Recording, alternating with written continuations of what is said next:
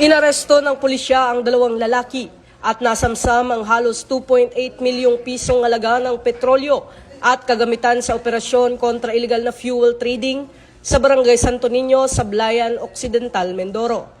Ayon sa Philippine National Police, isinagawa ang operasyon ng CIDG Occidental Mindoro Provincial Field Unit, katuwang ang Sablayan Municipal Police Station sa ilalim ng Oplan Ligas.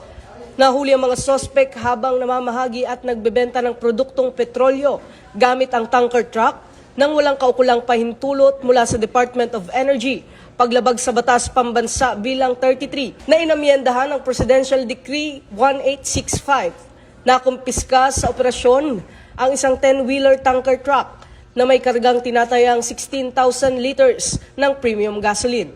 Tinatayang 2,793,000 pesos ang kabuuang halaga ng mga nasamsam, kabilang ang tanker truck at petrolyo. Nasa kustudiya na ng CIDG ang mga sospek para sa kaukulang dokumentasyon at pagsasampa ng kaso. Ito ang bagong PNP para sa bagong Pilipinas, serbisyong mabilis, tapat at nararamdaman.